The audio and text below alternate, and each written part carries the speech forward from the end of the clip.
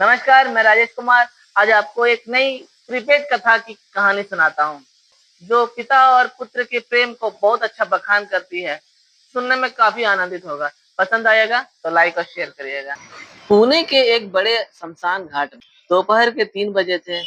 ऋषभ, जिसकी उम्र 35 वर्ष थी, वह अमेरिका की एक बड़ी सॉफ्टवेयर कंपनी में वाइस प्रेसिडेंट था।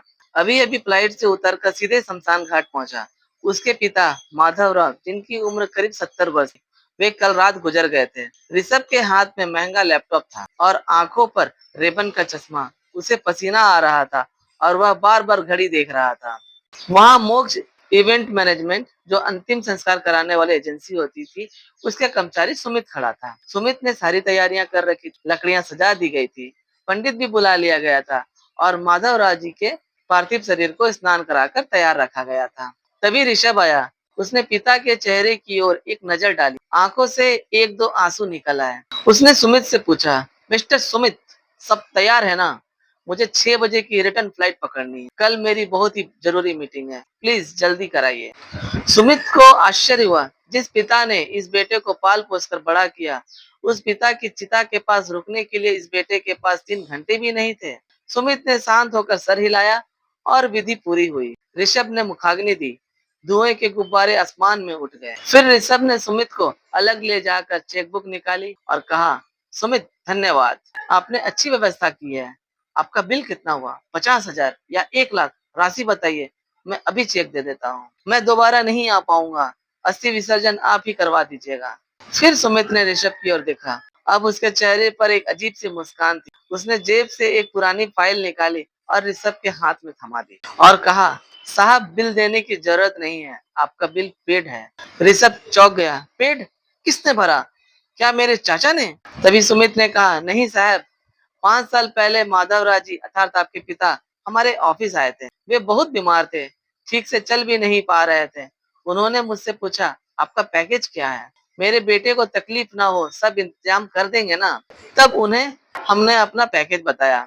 उन्होंने उसी दिन 50,000 रुपए एडवांस जमा कर दिए थे और यह चिट्ठी मुझे देकर कहा था कि जब मेरा बेटा आए तो उसे यह दे देना, और अगर वह ना आ सके तो आप ही मेरा अंतिम संस्कार कर देना। सुमित ने वह चिट्ठी ऋषभ को दे दी। यह सुनकर अब ऋषभ ने कांपते हुए हाथों से चिट्ठी खोली। उस चिट्ठी में माधवराव जी ने कांपते अक्षरों में कुछ लिखा था। अब उसे सुनिए।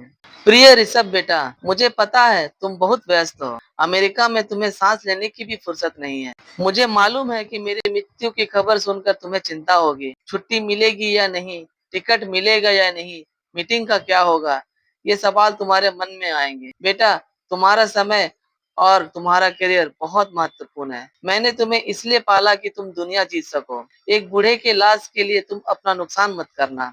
इसलिए मैं अपनी मृत्यु की व्यवस्था पहले ही कर दी है। एजेंसी को पैसे दे दिए हैं, वे सब कर देंगे। तुम आ सके तो अच्छा है, और ना आ सके तो भी मुझे कोई शिकायत नहीं है।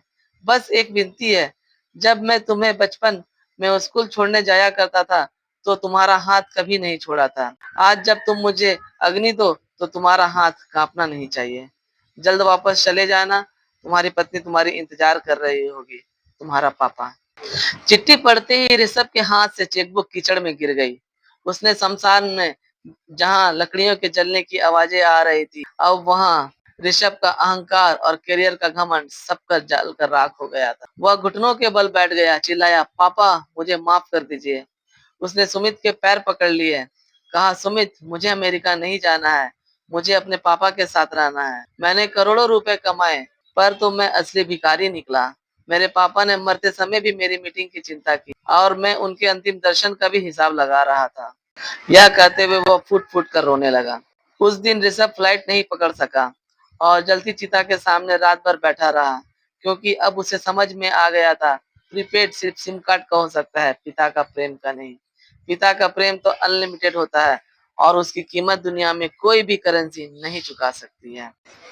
तो अंत में केवल इतना ही कहना चाहूंगा, आप दुनिया में कितने भी बड़े हो जाए, कितना भी पैसा कमा ले, लेकिन जिन माता पिता ने आपका बचपन संवारा, उनके अंतिम सफर में साथ देने के लिए कभी पीछे नहीं हटिएगा। एजेंसी केवल अंतिम संस्कार कर सकती है, लेकिन आंसू एजेंसी के नहीं होते। वे तो अपने खून के रिश्ते के लिए होते हैं। किसी ने सच्ची कहा है कि बदन तेरा मिट्टी का, जीवन तेरी उधार की, बदन तेरा मिट्टी का, जीवन तेरी उधार की।